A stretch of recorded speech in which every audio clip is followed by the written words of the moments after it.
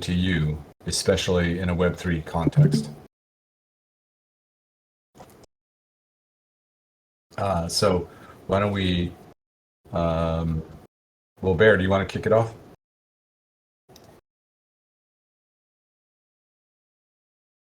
Sure, yeah. Well, for me, I think it's I don't know if it's much like in the Web3 context, but for me, like more in general, accountability has to do with do the things that you say you will do. To be responsible and to commit into whatever activities you decided previously or that you promised on doing. Yeah, so that people can really like the group you're working with can really easily identify like the responsibilities that you have, and there's no question about who should be taking on that. So yeah, it has a lot to do with this idea of responsibility and commitment and transparency in a way as well. Maybe that's one of the things that brings Web3, that the work that you do and the results the progress that you make, that all of that is transparent for all the community to look at it, and then they can be kind of like the judges if you are doing a good work, or if you're doing what you promised. So yeah, I'm gonna say that. I'll pass it to Nate. Thanks, Barry. Yeah. For me, I think accountability, especially within Web3, is highly focused on communication, clear communication from both individuals who are, taking responsibility for work and for, those who are evaluating in some form of checks and balances. I think having clear communication so there's no confusion on where things stand, where what role and responsibilities that each person has, I think is really, really important in the context of Web3, just because there's a lot of moving parts, a lot of people doing different things that are related or parallel to things, and everybody has a different, it's kind of siloed.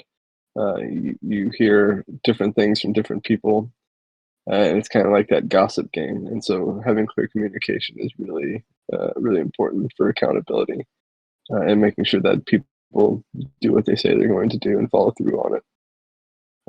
But yeah, so that's my view on accountability in Web3. So I'll pass it to you, NT.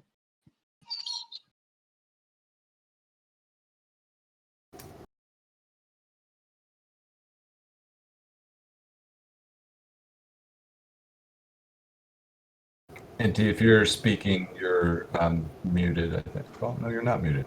We can't hear you, though. He's deaf. I'll pass it to Gene. Cool, thanks, Nate. Yeah, in terms of what Baron, Nate have already stated about accountability and communication, responsibility being kind of inextricably linked, I certainly agree. But with so much systemic uncertainty within the context of Web3 related accountability, it's hard to entirely hold anybody accountable or responsible for what goes on in the world at large, the Web3 world at large. So it's an interesting question, interesting caveat to place on it. It shouldn't hypothetically be that way, but it kind of undeniably is. I'll pass to Acid Laser. Thank you, Jim. Accountability. Well, I think this is one of the biggest important things in a community and also in every aspect of the life. If you don't have the commitment to achieve this thing, you are not going to be uh, how do you say the word? You want to have the capacity to make your goals right. This counts in Web3, in life, in your life projects. Also, if you don't have a good organization, the responsibility, uh, all the people notice that, and that's why a lot of the DAOs are dead now because that all the people needs to have this because it's good for the newcomers and also for the people that is here to see that everyone has like the same line and working on the same vibes. So yeah, I think accountability is one of the biggest things here, especially in Dallas because we're a community. So yeah, I think I get back to you, Gideon. Okay. Oh, Rex just is not here. NG, should we try you one more time?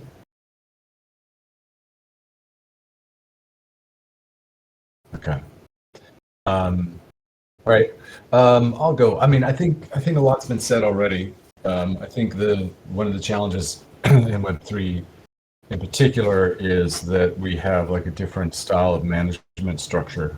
Like management's not the right word. So a lot of the techniques for holding people accountable from the old ways of doing things or the kind of the older structures don't hold here. So we've got to come up with some new systems for peer-based accountability. You know, how do we hold each other accountable? So anyway, I just wanted to just touch on this early on so we could get a few ideas going. I wanted to hear where people are coming from because we're going to be talking about this today. So just a couple of quick updates before we get going. I'm going to be gone. I'm going to be gone next week. So, question for you all: do you want to take a break next week, or does somebody else want to lead the session next Thursday? Let's do this. Let's do some signals here. Let's use the high five symbol if you've got it handy. But let's just do this. Give some give an emoji, whatever the emoji is, if you want to just take a break next week.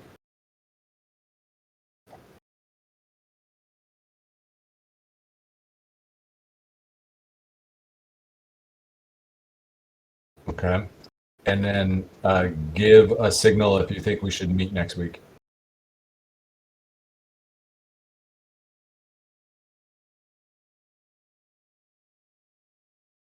Okay. Rex, Anti, Gene, and Bear. Wait, sorry, I missed. So I saw Nate and Acid. Bear, Anti, Rex, Gene. Do you guys have opinions on this? I'm fine either way. I'll be with family, so yeah, I'd rather skip it actually. Okay. Fine, either way, no worries. Okay. Bear, how about you? Yeah, I don't mind it either way. It's good to me. Okay. And Anti, I'm assuming you're still not able to speak right now. So let's skip it next week. So no meeting next week. Okay. And then this is super important. There's a collaborative playlist that, I think it's kind of nice having this music in the background. Some of you probably maybe even shut it off, but I think it's kind of nice to do. And so this time I basically have made a collaborative playlist. So, because it shouldn't be me as the only person who's adding music into this list since we're all listening to it. So anyway, you can go to that link and add your songs to it. And eventually this will become our playlist. And yeah, I think I've said this a few times, but I'm a big fan of like when our family would take road trips, we would like get like a playlist or like even a CD in the old days and just play that on the road trip. And then years later, when we listen to that, be like, oh yeah, I remember that trip. So maybe that's what we can form here. So anyway, that list is there. It's also on the coordination channel. I posted it there too, if you want to go to it. And no pressure if you don't want to. I'll add stuff. Okay, so we've got a few things. One is just, well, I guess one other quick question. And any other quick updates from anybody?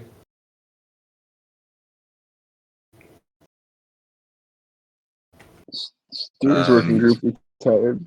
Sorry. No, go ahead, Nate.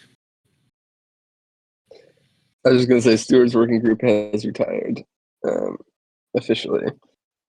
The money has been transferred over to the wallet, and I think that's the last big thing that we have to do in terms of the working groups from the old structure. Outside of we need to come up with a plan for laser tag funds, which I think we should have probably. I'll try to set up a meeting about that to just kind of go through advice process with this core group and then propose something on the forum. But I do think we should have a plan for those funds at some point. Yeah, real quick on that. I do think that TEC, well, we're going to get into some of this today, but I think having that available as a source for funding bounties and things like that could be super valuable. And it might be useful for the academy integration too. But let's talk about it. Acid, you had something? Yes. As some of you read on the coordinator's channel, text channel, NT shared a link about public nouns. This is like a DAO that has like a platform where many communities share their how do you say mascot, like the mascot, but like in 8-bit art. So NTU was talking with me the other day about making the TC mascot there and have like our community represented there. So yeah, that's an idea. There are many communities there that we know. I think there is Gitcoin, many other famous communities there. So yeah, I thought it would be a great opportunity to get your opinion here. We have like a video that we made for the quantifier tutorial, and there's some robots there. And I talked with Antti about using those robots as our mascots. And the only thing that I need to do is to change like the art to 8-bit, so it counts to the public nouns. And I think it's needed like a document with some stuff that NT knows. But yeah. So we want a public mascot? That's the question today.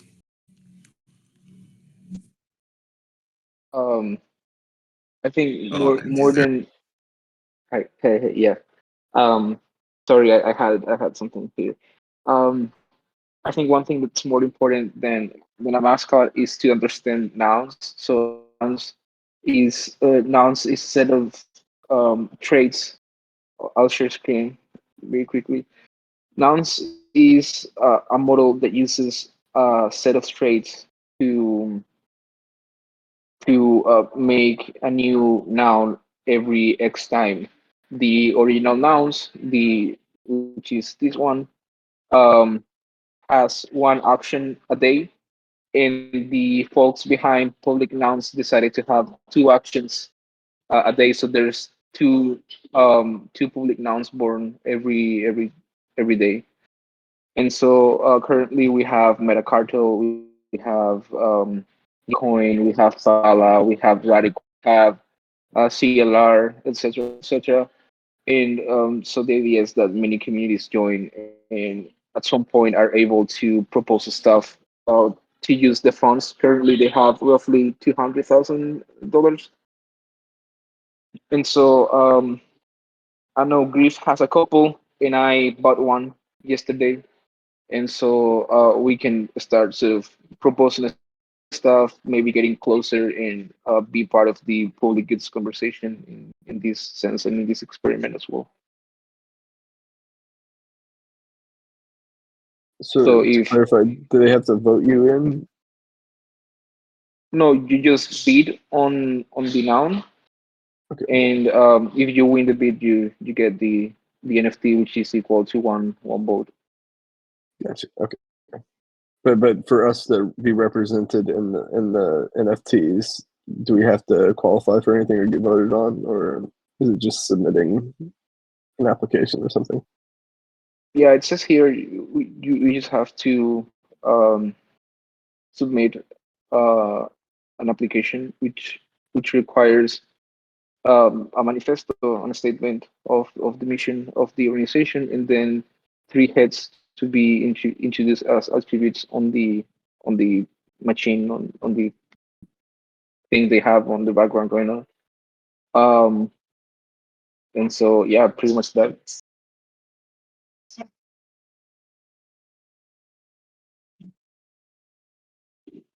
I'm a big fan of it. Let's do it.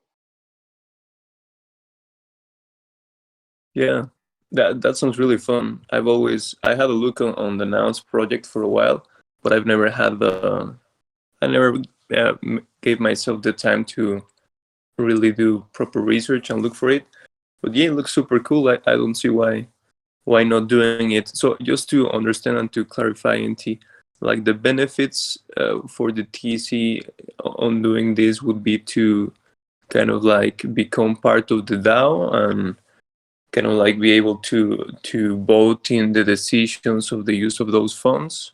And is there like something else that I'm missing? Like be part of the community of a community of communities? Is that what it is? Well, in reality, there's not like any particular benefit um, other than us having like a permanent representation on the on the images. Um, this is something that runs entirely on Ethereum. Like the images are not are not even in IPFS or anything. All the code is in Ethereum, and so that bid is going to happen forever. And so the TEC would be represented there forever. As far as voting participation and governance, that's separate. We would have to buy tokens or something, but I have one and Grip has some as well. So if we ever wanted to do something with them, we could pretty easily do so. I just think it's cool to be represented there, and it's uh, I'm not too sure what's the future of public nouns. It's fairly new, but I'm sure some cool things will happen. Yeah, but I mean, even though it's really new, they have one of the biggest, between all of the different projects, they have one of the biggest treasuries. I believe it's bigger than Aragon. So yeah, I fully agree with this move. Be cool too. I think that's the regular nouns, but not public nouns, right? Well, it's all part of the same refi conversation. So Okay, yeah. And from what I understand, the public nouns, they do 2 a day, and so like there's not that many public good communities that are represented. So I constantly, whenever I look at it, I constantly see like Gitcoin and Moloch DAO and DAO House stuff like just over and over again. So I do think it's really good marketing in general. So I don't see any downside to this. Okay. Well, so my only caution would be, since that image is not going away, let's make it a good one, right? Because it's going to be there for a long time. So yeah, I don't know, Acid, are you going to do some iterations? Maybe you can put that out for like review from folks on like a Tuesday call or something like that. Okay. Yes, and also I can share with you the link, the video that I told you about the Yeah. quantifier tutorial, so you can give like a first look to the robots that that I referred. So you can, Yeah, I think I've seen it for sure. But if Yeah. you could just like do, maybe just don't spend a lot of time, but just like do some rough drafts of like what you're talking about and share it, then we can all okay. take a look at it. Okay, cool. Thanks. Exciting. Okay, so let's move on. Just a quick sync because not everybody was on the Tuesday call. Basically, this question of issues. So what, you know, this came out of a comment Griff made. I thought it was a good one. It's basically, hey, what do I do if I have something that the TC, either like an opportunity or some problem that's come up, where can I put it? And we looked at a couple different options, but the issues channel that you set up, Rex, seems like it's a really good place for that. So basically, what we talked about is that anybody can post a message there and tag, you know, at mention somebody here on the coordination team. And if they're not sure, then they basically tag me or Bear.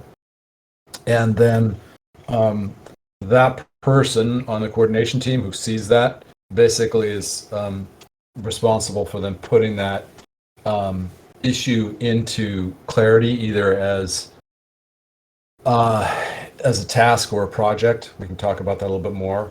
And then when you put that in, just put a green check on the post in the issues channel, so that people know that it's been put into into Clarity, so that we can track it.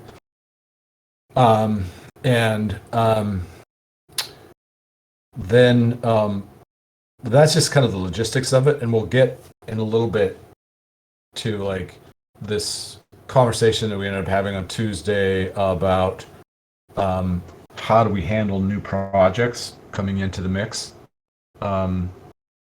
But let's hold off on that until we get through some of these other things. So I just wanted to throw that out there, to just because not everybody was there on that call. Does this make sense to everybody in terms of like a place to capture issues?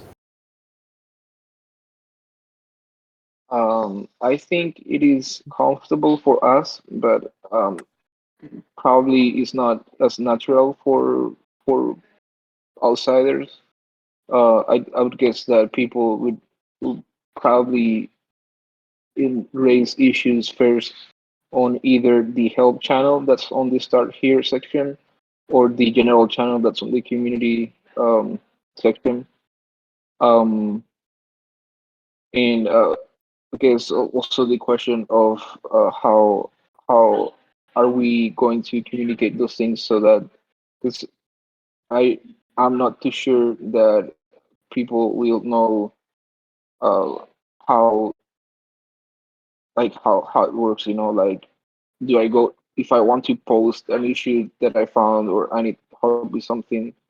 Do I just people usually just share like, hey, whatever, or hey, admin, this is happening, and we should be able to respond in that way. Yeah, I think the reality of this is going to be that the issues channel is probably not going to be just for like people who are coming in and don't know that much about the community. It's probably going to be, you know, people who are, you know, familiar enough with the community. They're like contributors. It's probably going to be more like contributors who see a problem that is surfacing in one of the other channels, or like the nouns thing, like, you know, like the first time somebody saw that, be like, that'd be a great place to put it. But like, I don't know what to do with this, but I don't want to lose it, so just put it in issues. So I don't think this is going to be like something that all the newbies are going to be using. It's going to be more like for contributors, a place to post stuff. Does that make sense? Just to let you know on some of the things, so I put a pretty massive time restriction on that channel. I think you're only allowed to post once an hour, something like that. The idea is just to collect these things, and just collect these things onto the issues channel for anybody who who maybe doesn't know how to use Clarity or whatever. And yeah, the reality is, it's just, this is a good process. Let's see if it works. Otherwise, we change it. It's not too. It doesn't need to be too formal, but it's just a place for people to, for Griff to kind of raise that problem, right? For us to, for even ourselves to kind of raise these one-off questions or whatever, or job specs, so that it doesn't need the whole, creating in Clarity and so on, etc., which is quite difficult if you're just thinking one through. So it's just a filter. But yeah, sounds good. I also wanted to kind of point out that I think the way we're talking about the issues right now is it's very open, and there's a lot of ambiguity towards it. Like, I think that, it's good for there to be a vehicle or a pathway for people to recognize things that need to get done, to propose something, and to have us have issues being created for it and having approved. But I what Bear said in the last time we talked about this was, we need to have some, tangible objectives with this contributor session or these issues. If we want to kind of get traction with it, with people, with our contributors, and what I mean by that is, having, if our objective is to let's get more token engineers involved, let's have, a specific task for token engineers, specific token engineers to tackle once a month according to a budget. Let's have something that's not for token engineers, maybe it's for design folks to come in, but each of these issues have to have, purpose.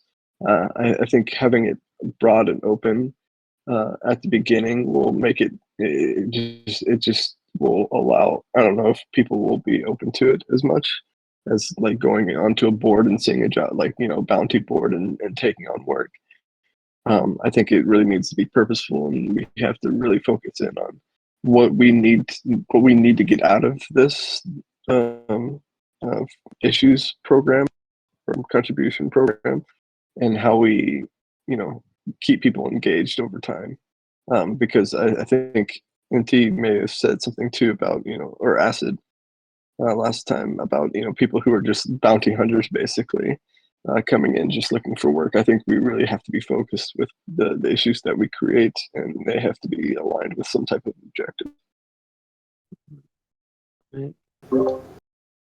I do that. I don't think they're really, it's really as bounties. I think it's too much of a pain in the ass for people, for bounty hunters to come and like go for those. But I'd say let's just try it, see if it works, and if it doesn't, let's come up with something different. I miss the Tuesday call, so I'm just like, why have we spent so much time on this? Like, it's just there. It works, right? So Yeah, I just to jump in, because I think we are spending too much time on this. This was just meant as an update, but yeah, let's just try it, right? Let's try it and iterate and see. Like all the stuff we're talking about today, most of the stuff we're talking about, like, I think we just need to be careful not to be too heavy-handed on the process side of things. We're just the problem is we basically went from an old system of like working groups and doing, like we had an old system. Now we changed that. Now we need some new things in place. But like, I think you all know me well enough to know that I'm a big fan of just MVP. Like get it going, get something in place. 80-20 rule, like get it 80% there. That's, and leave the 20% to be something that we iterate on and we get better at over time. And if it doesn't work, then we kill it. We try something new. So I think that's kind of the general philosophy with all this stuff. And hopefully you all are cool with that. Yeah, it sounds good. Okay, so we'll keep going. And Nate, I think some of the stuff that you're getting at here, we're going to get to later, although I can tell we're kind of running short on time, but let's keep pushing. Okay, so one of the things that's getting really clear is events are becoming somewhat confusing, right? Like we're not sure, we haven't really nailed down the community calls, like how often do we want to be doing community calls? How do they relate to Twitter Space events? So what I wanted to do is, we could spend a lot of time talking about this, but what I thought we would do is break out into really just two groups. So there's 1, 2, 3, 4, 5, 6, 7 of us.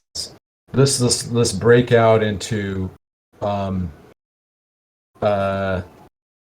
break out into two groups. And what I'd love to do is kind of try to dimension. We'll spend like 15 minutes on this. And I'm just going to assign some numbers. So Acid, you're 1, Bear 2, NT 1, Gene 2, Nate 1, Rex 2. And so, just head over to your breakout room number, 1 or 2. And what would be great is I'd love to get your thoughts. Feel free to just basically add notes in this. Okay, and I'm going to do one other thing here. In this section here on events, basically what we're trying to do is dimensionalize what is it that we're trying to do here. And you can see also Bear did a first draft at like a role here for an events planner, because I think we're going to need somebody who can kind of take on this role of coordinating events for the TEC. So you can all click on that link if you want. If you want to see what Bear has pulled together as kind of a rough like seed for conversation. But what I'd love for you to do is just kind of like spend a little bit of time just jotting down like what you see this opportunity as. How do we think about this? And then let's come back in 15 minutes and let's talk about who wants to be involved with this. So let's break now, head on over, and then I'll come grab you in 15 minutes.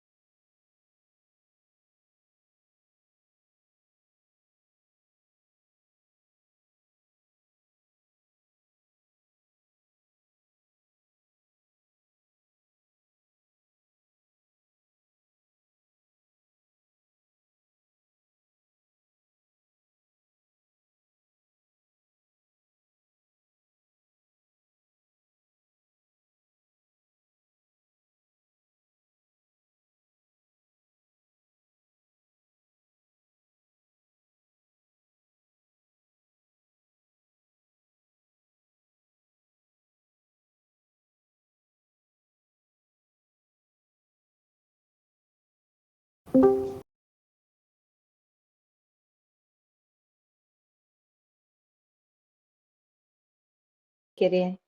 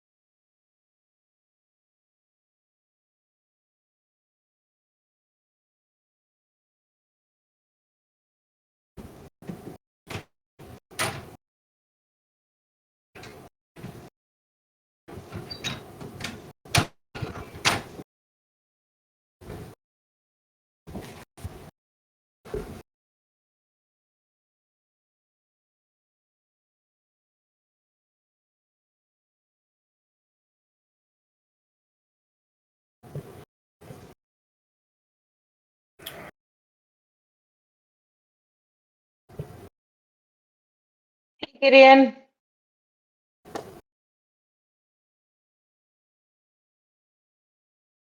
Hey, Tan. People are in breakouts right now. Yeah, I see. Cool. What's the topic? Events.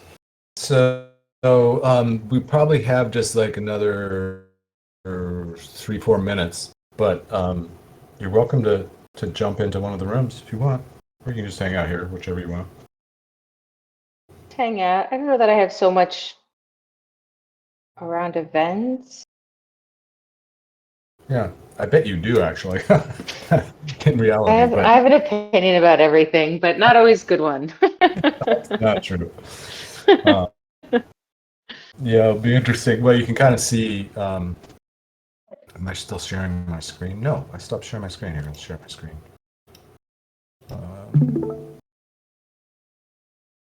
You can see people are taking notes. Oh, I see. Got it. Okay. Wait a minute. I think I'm in it right now. You're in the Cool. doc. Integrate. Yeah. Yeah, I always open up the agenda when I'm in a meeting. Yeah. I find it orients me well. Yeah. I figure it's time to get on this. We just there've been enough times where we're like, are we doing a community call this week? Are we not doing, so it's like, okay, let's like really figure out what we want to do here. And I think Yeah.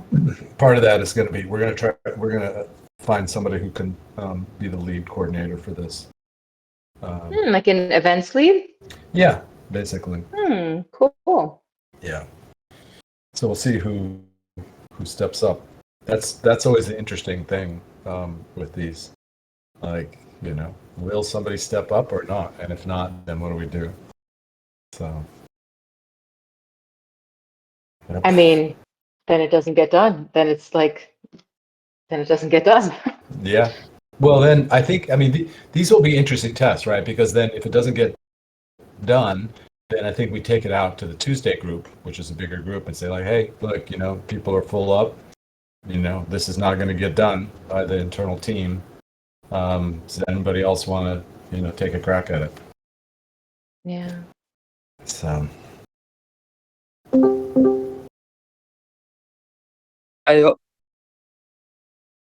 Hey, you guys done? Hey. Okay, let me reach out to the other crew.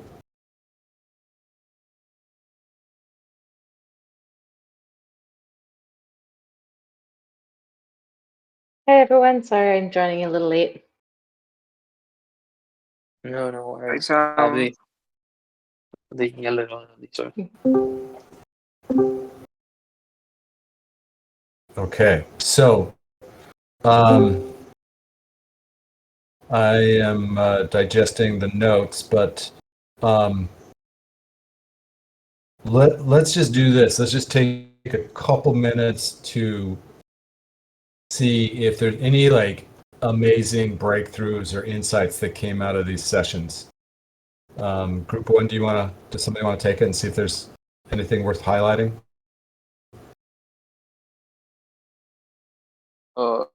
Should I go, or do you want to go, Isid or Rex? Go ahead. Mind, yeah, you can go. Well, let me share screen. So for the first prompt about community calls, we agreed that it is generally not really worth doing them. Um, at least not like in a regular schedule, or at least not by what we usually understand as community calls. Um, and that we should probably focus on more specific activities like panels or some presentations that may or may not be on a constant frequency. Let's say um, about Twitter Spaces, it's pretty similar. I guess I should we should I should add. I didn't take that note, but the Twitter Spaces anyways are more or are less formal. So we should take that in mind and see how or explore how or integrate how Twitter Spaces are usually successful, but they seem to be probably a better fit for outreach strategy in general, and that we should partner with subject matter experts or organizations around us like the TE labs or the academy on doing these kinds of on having these kinds of conversations. Then as far as the integration with interest groups, we thought that each group should have the agency to meet as they want, and the TEC can offer like some sort of low frequency dynamic to include and showcase findings or the results of interest groups on, say, the C conference. Um, and yep, that was pretty much what we talked about. I don't know if Rex or Laser want to add something else, but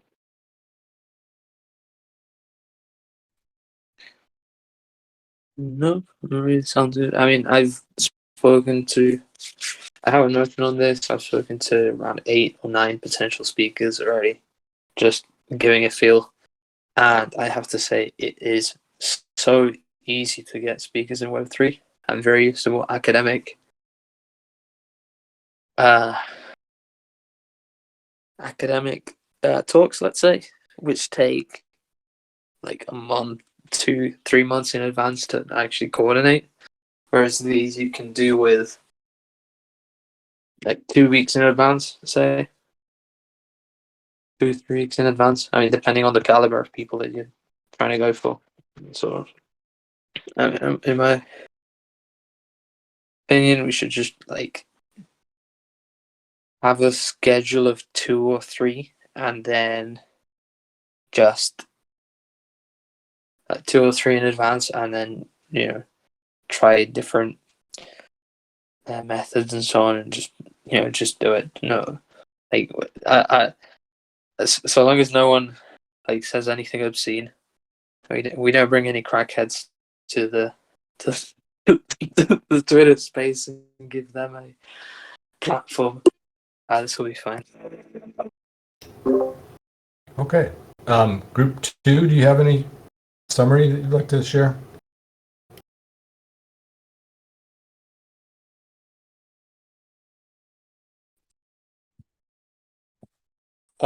Yeah, I think mostly kind of like what we focus is on the finding a way to integrate the interest groups into these whole events within the TEC, and that could be done through different ways in having them like have certain types of events with experts or presenting their progress on a monthly basis, so that can build some activity and some engagement in Twitter. Twitter as being a pretty good format for these types of events, I think. And yeah, I think that was one of the biggest ones. I don't know if Nate, Jean, do you want to add something else?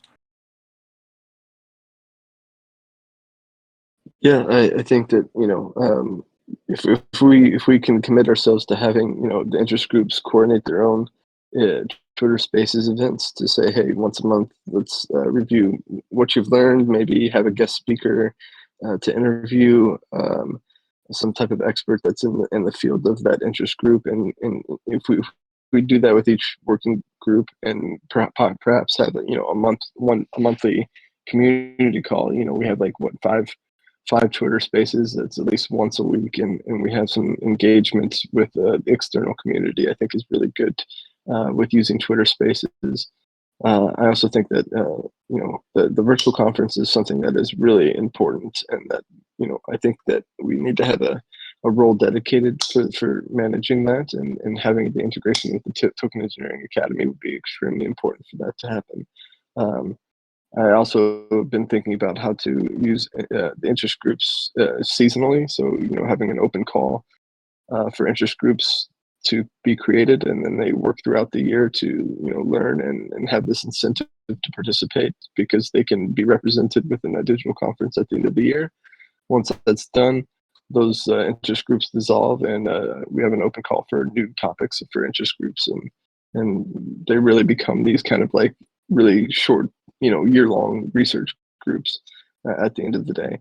But I do think there's a lot of methods for incentives for participating in things like Twitter Spaces, and having this kind of external communication with token engineers and the broader community that we want to reach out to. So yeah, I don't know, how about you, Gene? Yeah, I agree on those points, and the fact that particularly the conference is going to be, or could potentially be, very important development. It's just all about, like Rex was saying, the caliber of speakers that you can attract, and ideally coordinating with TEA to kind of utilize their special knowledge and putting on events like this since they put on great events, would be really useful. Okay. All right. Thanks for the reporting out. Next question on this is, I think in order for us to actually make progress on this, we're going to need somebody to take the lead in terms of coordinating this, and then also probably some people who will be willing to act as advisors in this work. So the question now is somebody interested and willing to take a lead on the event front?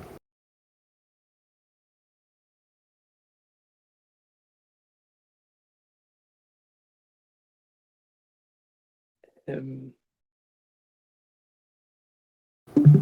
wanted to say, like, hasn't, like, Nate and myself haven't, like, asked to be the most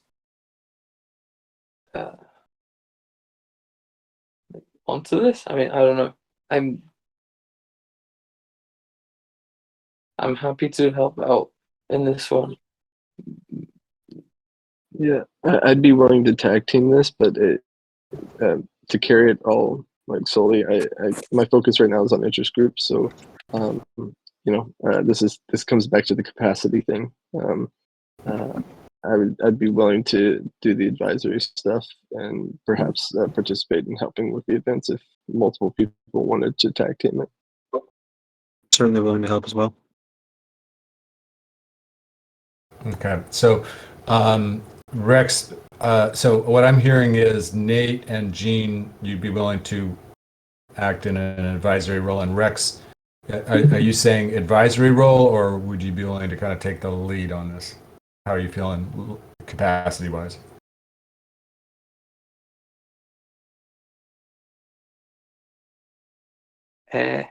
I would like to, but I don't think I can take the lead. It depends on the frequency of events. If I am to lead this, then like basically with anything interest group related, I just let you do whatever you want, Nate, and not like intervene in those, and then just organize an event maybe once every 2 weeks, and then see how those go. But more than that, I would not be able to do that. Yeah, and an alternative here is looking at it from the perspective of of function, because when it comes to the interest group stuff, yes, I can incorporate the Twitter Spaces into the work of the interest groups, and then we can separate things like the community call, and I think the virtual conference itself will have to have a dedicated individual to coordinate that. I think that's such a huge project that we need to have somebody in a role dedicated to the virtual conference, like right now. But like in terms of incorporating Twitter Spaces events, I think Acid Laser, you're going to have to be a core component of that in terms of helping to organize the setting up of it. And so I think there's a lot of us that are going to have specific functions within this thing. And so maybe having a sole role for this is not the best route. Maybe we break it down into functions, because this is something that is very large time capacity, but also very important. So perhaps we take another route into managing it. But I do think it's very important for all of us to be very honest about our capacity in terms of dedication and being able to be held accountable, like we talked about before. Yeah, I've actually, I feel we do need somebody to take the lead on this. And if we can't find that, and actually it's too bad that NT had to run, because I know that he's interested in events longer term, like the conference thing was something that he was really interested in. So I can follow up with him to see just what his capacity is. But I think if we don't have somebody who's kind of like looking at the overall, like how the TEC runs its meetings and events, I think it may be a little bit tough. So, What would it actually be aside from having a calendar? no, it's like all of the stuff that we've been having over the past couple of weeks. Like, are we going to do, what we need somebody to kind of drive the process of, like, are we going to have community calls, or not? And what would those look like? And then, we just need somebody to, I guess I could do it. I'm a little bit overloaded, and I will be overloaded over the next couple of weeks, next month or two. So, If no one else is going to do it, I'm happy to do it. But I'm just going to say, like, community calls, no. I'll just not do them. I'll just and mostly just allow people to kind of contribute more than try and set something static, because then if I do set something static, then it would be the role of that person to, like, essentially push people to keep to a regimen, and just have my own regimen of one interesting discussion every couple of weeks. yeah. With Okay. the speakers I've been talking about. How about so another path on this. So let me do this. I'm going to follow up with NT to just see like what his level of interest is in this. But the other option here. So this is kind of the duocracy model, right? It's like if we don't have the energy to do like the big thing, then one option is to just fall back and do smaller things, right? So the smaller things that we've talked about is just make our events more interest group centric, right? And basically, Nate, you're working with the various interest group leads on that process, and Rex, you can help with that process. Can I throw in some thoughts as well? Yeah. So I think what this looks like, if there were a community manager, the community manager would be interested in external facing communications and events. And while we don't have that, what we could probably do together is just create a list of the kind of events And then if somebody wants to champion one of those kinds of events, great. The ones that don't get championed just don't happen. So if somebody was really interested in championing Twitter Space events and going out and talking to potential speakers and doing all the coordination or planning for the speakers, or even just finding the speakers and like maybe we can make the coordination process more streamlined and keeping that up to date and making sure that happens in a regular schedule. That's cool. I don't know that we have to do all of the events, but we could at least like create the list of the kinds of events that people can become champions for so that they can take those pieces. Yeah, I agree with that. I think that when it comes to especially like the interest group stuff, I do want to see that each interest group at least represent themselves to the outward facing community at least once a month, if possible, to have experts within the field of that particular interest, and help them build a network of experts that they have. I think that's going to be really important for these interest groups. And so having Twitter Spaces and having opportunity for either experts to come and interview or talk about a particular subject is really important and something that I could definitely coordinate. And then outside of that, we have maybe panels on we have expert panels, community calls. And so like I can definitely take the interest groups aspect of it.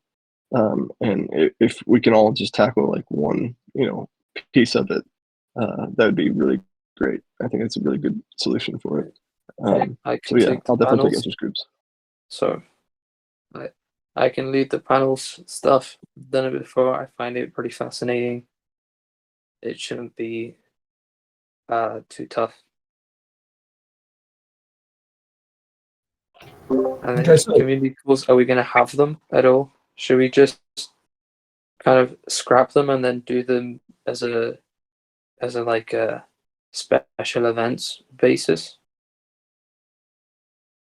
Yeah, I mean that seems to be kind of the model we're moving to, like having, maybe Tam was mentioning like a steward celebration, and then I think we should have like the 1 year anniversary, celebration for the launch of the bonding curve and the launch of the TEC. So we can move it more that way and have those just be special events driven, kind of celebration type things. Yeah, I think the only other aspect of the community calls that I think are really important are things like funding, communicating with token holders and stakeholders about funding opportunities within gardens, big decision making, things of that nature, to where we can host it. So we don't necessarily, especially if we have, consistent panels that are being presented on Twitter Spaces and the interest groups being presented on Twitter Spaces, to where we're present in Twitter Spaces at least once a week.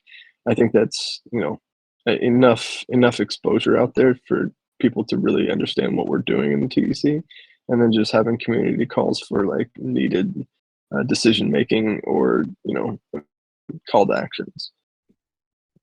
So just to clarify, where we are kind of netting out here is the idea of having fixed calls on a regular occurring basis is going out the door. And these are more like opportunity driven events. That seems to be the case, yeah. Looks like it.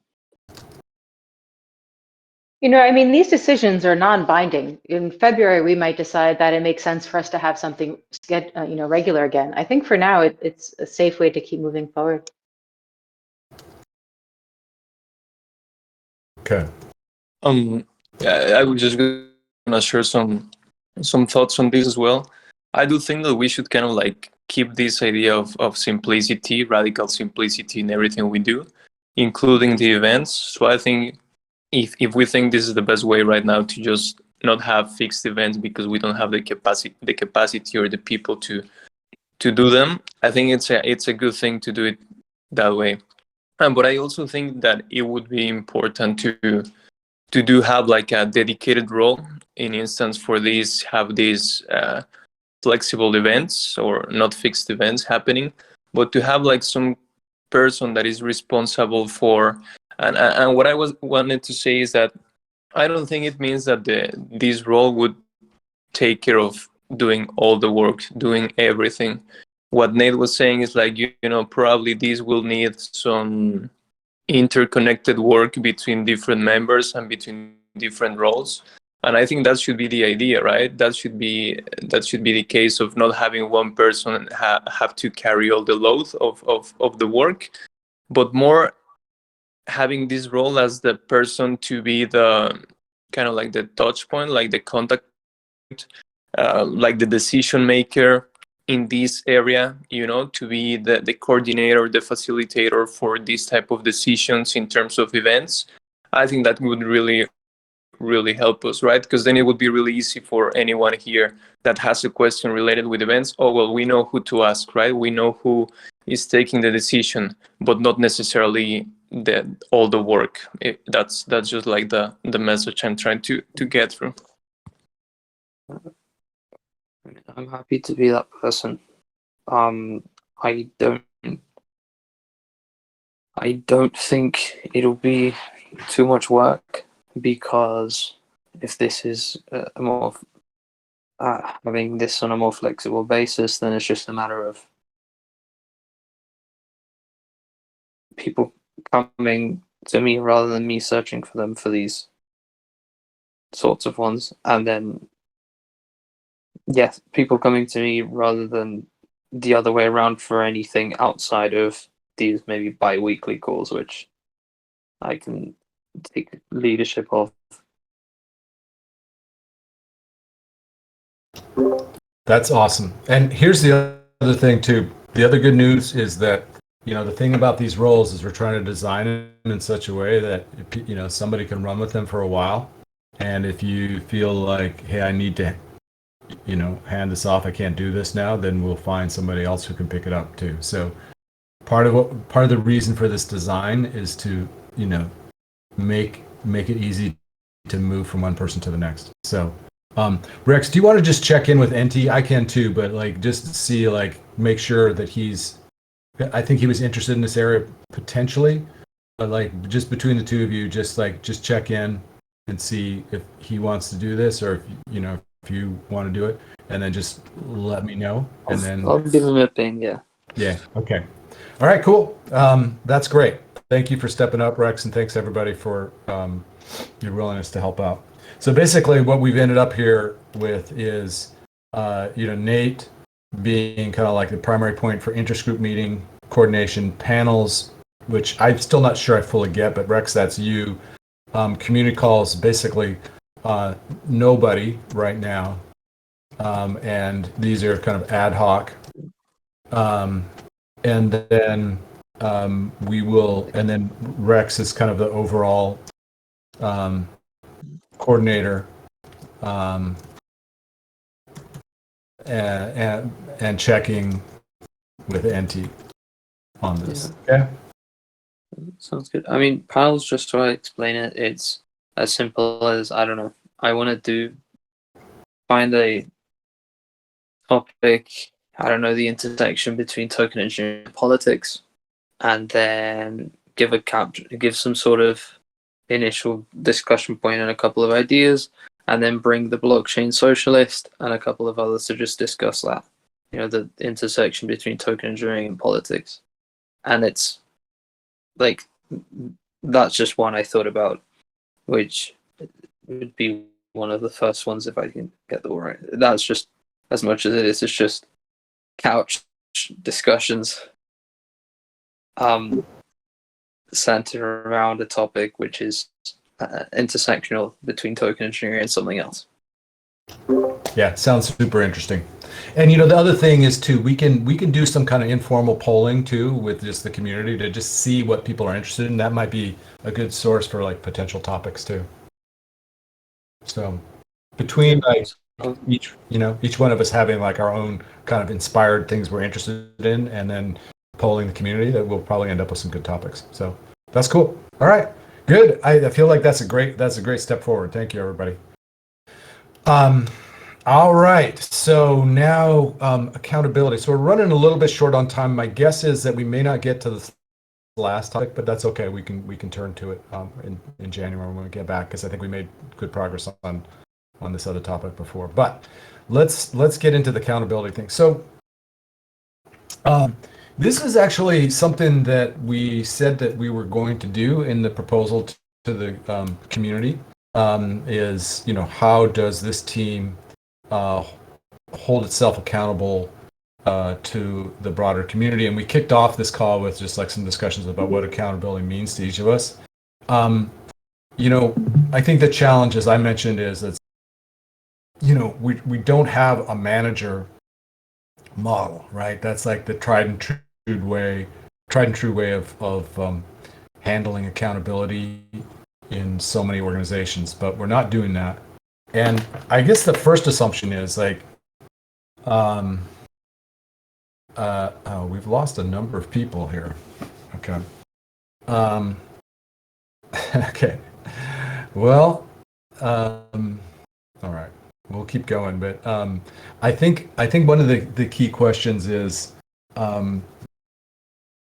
it's more work to do this in a decentralized way than having a manager. But I think it's definitely worth doing.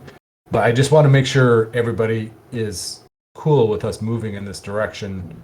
You know, this is the Web3 model, but it's a little bit more work. So I just want to make sure everybody is okay with doing the extra work to hold each other accountable.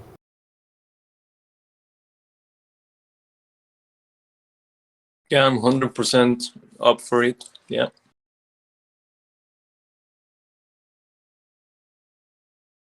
Yeah, I mean, this is kind of a fundamental issue within Web3, and so I think finding the right mechanisms that work, that are taken into both consideration of like personal dynamics and, you know, oversight and systems of checks and balances is really important to create, but a little bit difficult in the current environment. So, yeah. Agreed.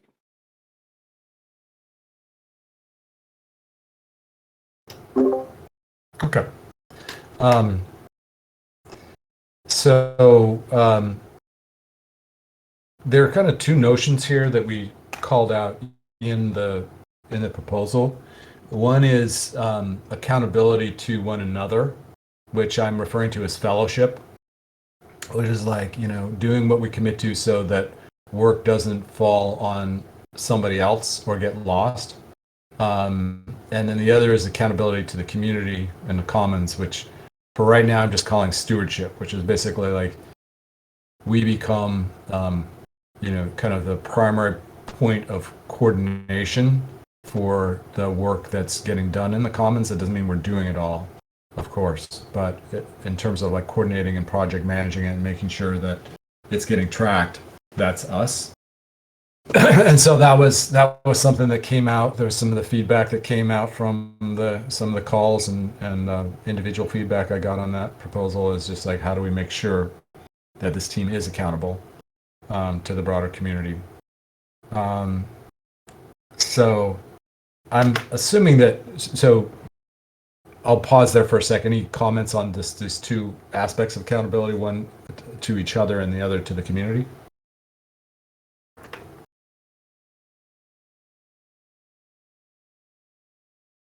I'll just do the countdown. Yeah, go ahead.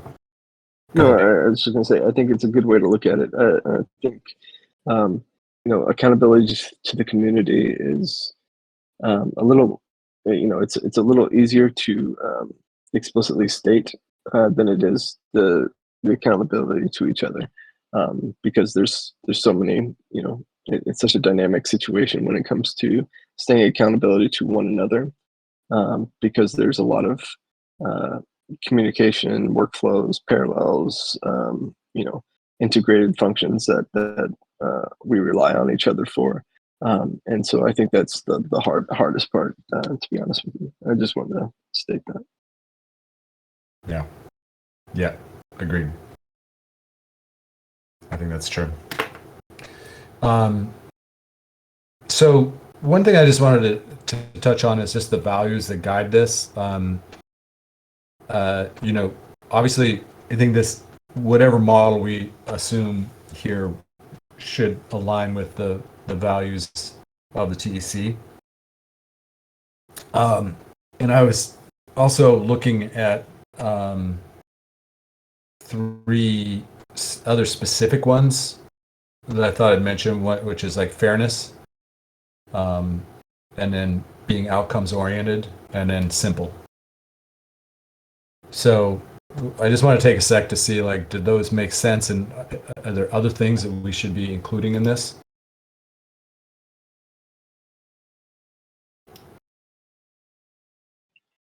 In terms of values, Mm-hmm. For me, yeah, it's I think this is one of the key things that we can do. I feel that probably this would need probably more time or like a dedicated call to review, because I do think that it would be really nice to review and to revisit all the values that the TEC has. And I also see this differentiation between values and principles. And for me, that has become like more obvious here on the Web3 space. And just to mention an example, I feel like values are more like human, kind of like human centered in a way. Like fairness, like oh, I forgot. I learned a bunch of them, but they are related more with the actual how the humans behave and how the humans are. And then the principles are more like things that the way we do things. For example, decentralized, right? For me, that would be a principle and not a value. Or transparency, right? That's just like the way we do things. And values is more like the way we behave as people in the TEC. So I feel there's a really good and really important conversation, at least to me, in trying to come up with these values and principles. But for now, I completely agree. I think this fairness, outcome oriented, and simple, at least it really describes what we're trying to do here and now through this kind of like still type of transformation process. So yeah, I agree with that. Okay. I actually like that way of separating values and principles. I think that's a great way to think about it. I'm going to have to run soon, but I also want to say I love that we're having this conversation. We, of course, have decades, centuries of experience around holding small teams hold each other accountable in sports, in communities, in companies. I think there's many different methods we can use to achieve this. I don't think we need to build something from scratch necessarily, but we could just sort of lean towards a methodology that works the best for how we want to do it. Of course, the Scrum methodology is one way that is useful to do it, but it's not the one that we need to keep going forward with. If we want to choose another one that is better suited to this team. And unfortunately, I do have to jump, but thanks for letting me join today. Yeah, thank you, Tan. Thanks, Tan. Yeah, that's a good point. Okay, and happy holidays. Oh, okay. All right, so I feel like there was one other thing on this, on the principles and values. Okay, well, we can. All right, let's move forward on this. It's actually unfortunate that this has gotten so small. I think it's hard to do this right before holidays. Well, we'll keep going, and just know that some of this we may need to come back to and bring this back to the group again, because I feel like some of these things we really do need to have complete buy-in, or at least participation on. But okay, so here's some of the things that I was thinking about. Is like impact or hours, right? Like and Bear and I were talking about this earlier. It's like there's some combination here. Like ours kind of maps to the idea of fairness. You know, just as like kind of the value, basic value of human time, is a very universal theme that goes back. You know, that we're all created equal. And then the other is impact, right? Which is like, actually, in some ways, we're not created equal because some people have like much bigger impact than others with their given time. So having some kind of balance on that seems like a smart way to go. And the question is how, I think. So what we've talked about is basically for the impact is articulating expectations by role, and then having some way of assessing whether or not those expectations have been met.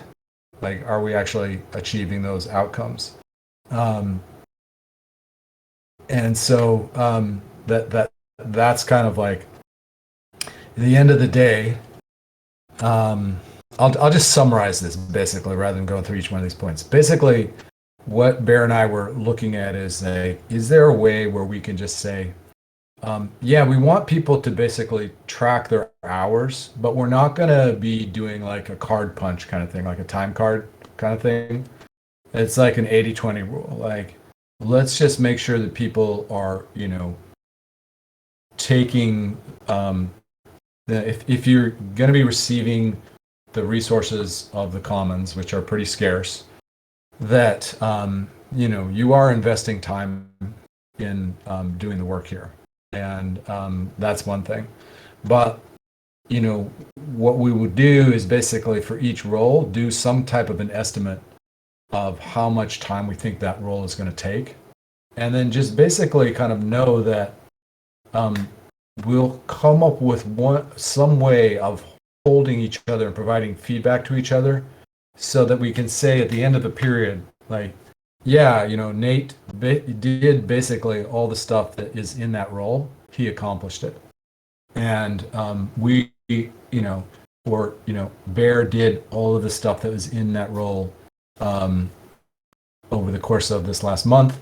And we assume that because he did all that, and because we see him doing all that stuff, that, you know, and we also assume that he's being honest about the number of hours that he's investing in doing that, and we just trust each other. It's like, yeah, if you're getting your work done, and we know that you're here, we see you regularly. Like, we're not going to like do the like nitty gritty follow up of like how many hours are you actually doing. It's just like, you know, we have 80% confidence that it's like you're spending that time, and that what we're really doing is putting some more emphasis on holding each other accountable for actually achieving the goals of the roles. So let me stop there. That's kind of the philosophy that we're thinking about. So I just want to stop and just get some feedback on that. Yeah. So I'm very much, maybe you all know that, but I'm very much against the hours. And it does map the fairness, and I get that. I think that the outcomes is more important. I think that, you know, it's very hard to verify anybody's claim of how many hours they put into it. And even myself, like, I probably put in more hours thinking about how to do something than actually executing on it. And it's really hard to track that. And so I think that's really difficult to gauge or verify. And so I kind of, you know, instead of trusting whether, you know, they've, you know, putting somebody, you know, trusting the amount of hours somebody's put into it, but rather shifting that trust towards trusting that they have a good understanding of their own capacity for work. You know, if we base things off of the impact, mapping the outcomes, and say, hey, you've done this, and perhaps, you know, if it's like, let's use Acid Laser for example. He's running the Twitter and external communication stuff right now, and if he consistently achieves and meets expectations, you know, regardless of how many hours he puts towards it, I think the trust has to be on saying, hey, can you take more? Is it a yes or no? Can you take on more work? Yes or no? That's where the trust should lie, rather than saying you've hit some type of threshold of hours to, determine whether you have capacity for more work, or, some sense of fairness towards the greater community or greater group. But I do think the impact on outcomes is really, really important to evaluate, and probably something that we should do publicly and together periodically. But I do think that ours is just so difficult to do and so hard to track, even for myself. And it's just another thing to think about and another thing to do outside of the focus on the outcomes. So that's just my thoughts on it.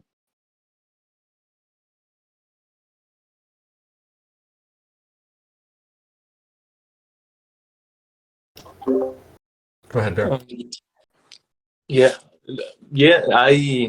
In a way, I agree with Nate as well. I do think hours are probably not the ideal way to track people's work. But here, the other problem that I see is in regards with compensation, right? With payments. I think that's kind of like that. When we talk about that, it's kind of like the opposite. It's way easier to pay hourly than to pay by impact, right? So now here, I think the question would be if we would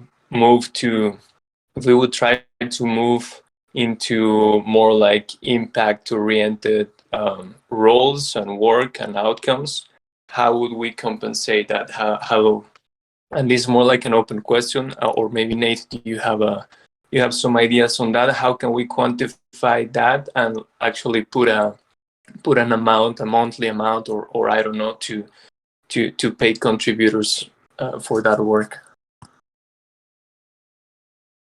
So my thoughts around the compensation aspect are really, I think the most productive thing that we can do is understand, like, give people the assurance that they're going to get an expected amount of compensation for an expected amount of work.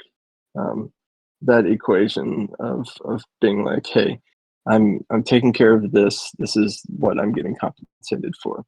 And that means, each person within, for example, who's being compensated has a minimum amount of responsibility. So let's say, hey, here, everybody must have a specific role over something. And that specific role, and maybe some additional role. Maybe it's 2 roles. Who knows? Whatever our minimum form of responsibility is, then you qualify for a flat. We're all equal, equal stipend, whatever compensation, salary. And I think that is the best way to do it. I think that even if you have a down month, or maybe there's not a lot of work to do within your comms, and it's still having that security of saying, hey, as long as I get these outcomes accomplished, this is the price point on those outcomes. I think is really the best way to go about doing it. Tracking hours is good, and it may save us some money in the long term, but I don't think it's worth the security and comfortability for the people who are contributing, all these hours towards the productivity of the TEC. So I do think that having that consistent amount of work for a consistent amount of pay is that consistency is really, really important. But those are just my thoughts on it. Wait, so Nate, let me just clarify. I just want to make sure I'm following you. So are you saying, though, that everybody, regardless of what roles you're playing, everybody should get paid the same? I am, yeah. So as long as you meet the minimum expectation that we set to say, hey, as long as you're holding, 2 roles within this TEC of like areas of outcomes, and we try to spread that capacity. And I know that certain roles may be less than others, and that's the difficult part. And it may be beneficial to track the hours for like the first, 6 months or so, just to see how much time it actually takes for somebody to achieve a certain role. And to say, hey, this is, you have a lot less capacity than, or you have a lot more capacity to meet. So, you have to meet this threshold, and then everybody gets a salary. But yeah, I do. That is exactly what I'm saying.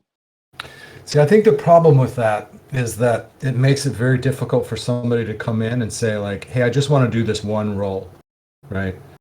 So let's say that Acid just wanted to do tweets, right? In that model, it would mean that. So let's say that there's not to pick on Acid, but like that's a very concrete role, right? But it could be it could be anything, right? Let's say that it's a role that is just like maintaining the calendar, right? Which is not something that's going to take that long.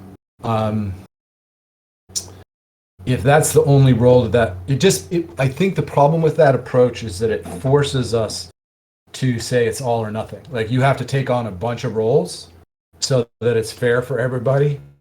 And there's not really a way for somebody to just come in and say like, I want to take on this, and that's it.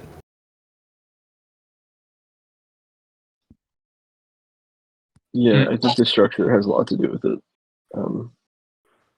Yeah, go ahead, Bear. Oh, sorry. Yeah, I was just gonna say that. Also, I think another factor to throw into the mix and consider is this idea of like the complexity of each role. Like again, using these cases, like probably one thing is to just do the tweeting, like to have tweets already written and just post them on Twitter. I think that has different complexity than actually taking the time and writing the threads, right? And really putting the ideas together. So we start comparing the different roles across the TC that we have and all of this.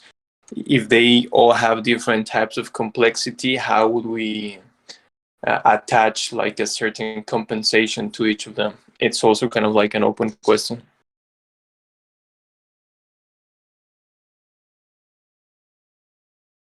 Yeah, I think this is the challenge of going, like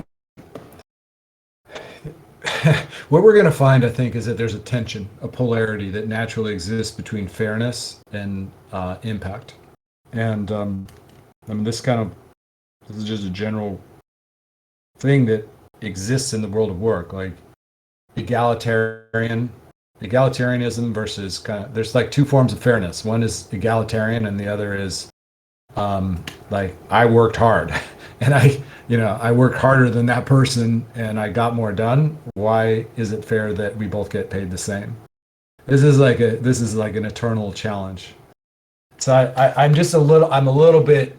It worries me to skew too far to the egalitarian thing, where it's like it doesn't matter what you do here, everybody gets paid the same. That would be, I think, that could serve as kind of a disincentive. Yeah, I don't disagree with any of that. It's a very hard subject, and I think that this is what we're missing in Web3 in general is a compensation model that is simplistic enough for people to implement, because you introduce a lot of subjectivity, and we can normalize that subjectivity if it means like, hey, having tiers of like grading each other's outcomes. If there's a way to distinguish between evaluating once a month, going, hey, Acid, you did these tweets, but it was just kind of copy and paste tweeting, versus, hey, you took time to put effort into every single thread, and we want to qualify that work separately from just copy pasting, and so like I think that that is something that is really important to have if we're going to go this route, where we have this fairness, or ours, where we have to evaluate each other's work subjectively as a group, and being open to that and normalizing that, and making sure that we're compensating each other fairly, because then like it just, if you don't have the egalitarian approach, then you just open everything up to conflict. And that's the other flip side of the coin. And so I think this is, really tough decision. I personally, favor the kind of, consistency of compensation for work, and then mitigating quality and expectations and accountability on the back end. But I think it is, both sides are fair. and I'm willing to try anything. But yeah. So the if we said, for sake of assumption right now, that there are roles that take more time than others, and there are roles that are just objectively harder, or maybe subjectively. but I think that part of this is like, some of these roles, I think it would be dangerous to say this role is, Rex's role doing this is more difficult than Nate's role doing that, right? Like that gets difficult, but we could probably tier stuff into like, basic, medium, high levels of complexity in a role, having to do with uncertainty and other kinds of things. Yeah, and Yeah. my only other comment, Gideon, I'm sorry, is that if this was kind of these were like high-paying jobs, I would very much be on board with the kind of meritocracy type of approach towards compensation, and I think that's important. But considering it's not like we're dealing with a lot of money here in terms of compensation. In all honesty, and so having that be subject to you know the meticulous evaluation of every little action or role is really hard to justify, in my opinion. Yeah, that's fair. I think that's a good point. It's hard to, I mean, one, just the sheer amount of work trying to assess all of that, especially in a fast-paced, like fast-changing world like this. That is the part that does give me pause on this. But I mean, because I think also like there are some things I think we can try to capture, like the events stuff. The stuff that we've captured so far, I think, we captured it because it was stuff that needed to get done. But yeah, trying to capture all of that is, it's going to be an ongoing process if we go down that route. But I do, like one of the things that was really a problem for the TEC, I mean, honestly, over the summer and even before that, was we definitely had a lot of people, not a lot, there was a handful of people who were in the TEC, ostensibly in roles where they were supposed to be doing work and getting stuff done, and they were getting paid, but there wasn't that accountability there. And so, there was a lot of people who were kind of like, I don't, there was some extraction. Let's just leave it at that. That, there were cases where people were getting paid for stuff where they weren't really following through on things. And I think that that's part of the feedback that we got as we were proposing this new team, is like, how do we make sure that this team, that we don't have that and we do have some accountability, right? Yeah, in my honest opinion, I'm a big favor of the egalitarian round of just saying, hey, we all get compensated the same, and then we have rigorous accountability methods in terms of like evaluating each other's work and having thresholds and saying, hey, here's you're falling behind or you're not fulfilling your outcomes, and we have those honest conversations, and maybe having these kind of graduated sanctions of saying, okay, you have till next month to remedy this, or we can make a decision to push somebody out or find somebody new for that coordination role. I would much rather have that conversation than to invite conflict and base subjectivity to that level when dealing with this amount of money and dealing with this team that is generally has the best interests at heart. So I think that having that kind of meticulous evaluation is kind of unnecessary, and I think we should keep it as simple as possible. Yeah, But that's yeah, fair. that's just my own opinion. Yeah. Well, maybe there's some way of like melding these things. You know, Bear, like maybe what we're doing is coming up with like kind of tiers of participation. Because I do, the thing that worries me a little bit about what you're talking about, where everybody's paid the same, is it makes it really difficult for somebody to say like, hey, I'm here and I'm really in it and I'm willing to invest like a lot of time.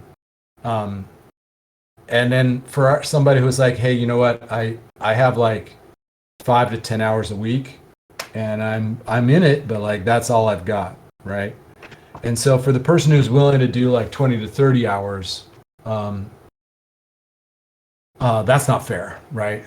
And so there's like a fairness aspect that just really strikes me as just not right, you know, if we were to do that. So do you see like having some type of like articulated threshold of expectations that need to be met, in terms of maybe, you know, you have a role, you have these amount of hours that you need to contribute, these need to be verified by, you know, a particular partner, or, you know, the buddy system that was mentioned by, I think you mentioned it, that Griff talked about it with Giveth, how they do it there. Maybe some type of system where we can have that type of rigorous accountability, where it's like, as long as you meet these minimum thresholds, then you're good. And if not, we really need, like, I think the big part of this is just normalizing this evaluation of each other and being completely brutally honest with each other and saying, hey, you know, you're slacking behind and we need to figure out why. I think those are the most beneficial. Exactly. Yeah. I mean, I think the new part here, so yeah, I haven't been focusing on that part as much, but there's the assessing impact part. Bear's still interested in coordinate, that might be a path for doing that. Giveth, we've gotten a bunch of resources on that. And there's also just like the old fashioned like 360 reviews, right? Like that, those are pretty good too, actually. We're just like being, you know, anonymous reviews of each other. But the thing that's nice about the Giveth model is that kind of pairs that with like a buddy system where you have somebody who's there to kind of like help, like almost like a peer mentor, to kind of help you work through issues and help you with your performance and that kind of stuff, provide that kind of feedback. So these three things, am I sharing my screen still? Yeah. So these three things are kind of like how we might do that. And that's part of what Bear would go and help us think through. But I guess what I'm getting at is whatever that is, pairing that with maybe something, and Bear, this is kind of a new thing, is rather than like having each person have like some specific number of hours, it might be just like easier for us to go like tier 1, tier 2, tier 3, or something like that, where it's like,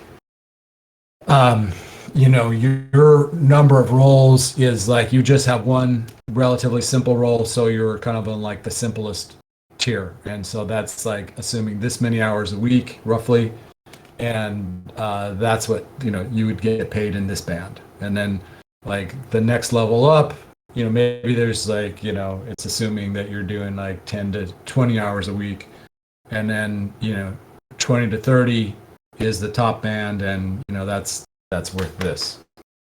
I don't know. That might allow for some ability to differentiate, but then not get too stuck on like having to like really track all the details.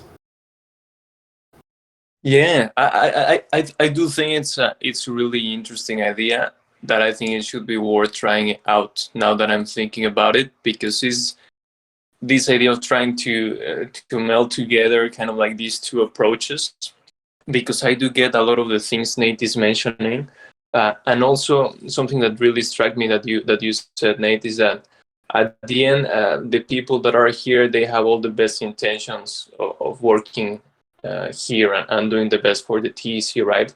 So I think that the best we can do is just to try to facilitate the best and the most simple and the easier conditions for them to do what they what they are here to do, right? So if maybe going too deep into the hours, tracking hours, and all of that could cause more harm than good, I think it would be really worth to see an alternative. And I think this idea of tiers, it's actually pretty good. And just I was just gonna say that maybe also another. I think if we divide them by tiers, like let's say these 3 tiers, could be even easier to measure or to differentiate the impact between each of the roles, but not much in hours, but more in like the activities that are done. For example, I'm thinking that if we have these 3 tiers, for example, the role of the video recorder, I think that could be on tier 3. I think that doesn't require much. It's not that complex. It doesn't require probably as much time. But what I'm saying is that it's not that complex, right? I think that's the key thing for me. We could easily just put it on that tier. But then probably you have the interest groups coordinator. That's probably tier 1, because for the type of activities and the type of accountabilities that it has, it does sound more complex, right? So maybe it would be then just a matter of trying to attach like a monthly amount, a monthly compensation to each of these tiers, and just try it out, and we can start adjusting accordingly. But I do think it sounds good to me, like a good model to start with. I like that a lot, actually. The tiers idea is really nice, especially with the roles that you've defined. Like, you've articulated the responsibilities and roles of a particular role, and so having a grade for the, a tier grade for each of those roles based off of like what we perceive at the beginning, and then say, hey, the person who owns that role can look at their responsibilities and that description that you've created and say, hey, I actually do a lot more. So like, if it's just, if it's Twitter and you're just doing tweets, and Acid Laser says, hey, well, I'm also organizing all these Twitter spaces and all this other stuff, you can say, hey, can I, I want to propose that this move up to the next tier, and we have some way of evaluating that promotion of that particular work or that job to the next tier. And and that way we have that kind of feedback loop between the people who are responsible for that particular role and what they're being compensated for. And then we just kind of collectively evaluate that as a group to say, hey, yeah, this makes sense. He's gone beyond the role to be exceptional and to have these great outcomes. And we've moved him from tier 1 to tier 2 or tier 2 to tier 1, or tier 3 to tier 2. And so I think that would be a really interesting model to try to practice with. It's really cool. Okay, so we need to wrap up real quick here. I guess one question, Bear, is the tiering, is it jobs that are tiered? Like for a person, the combination of roles that they're taking on, or are we tiering the roles themselves, or some combination of the two? Like I could see, maybe it's like, I think there's some advantage to like having a difference between like managing the tweet stream, that's one role, managing Twitter Spaces is another role, and somebody can like take on multiple of those roles. And when you do that, then your job category goes up from level 1 to level 3 to level 2, or I don't know. So it's basically like the number of roles you're taking on, and then also the complexity of those roles. So I think there's something there that needs to be figured out. Is that enough for you to kind of like do some figuring out? Yeah, that's also a great question.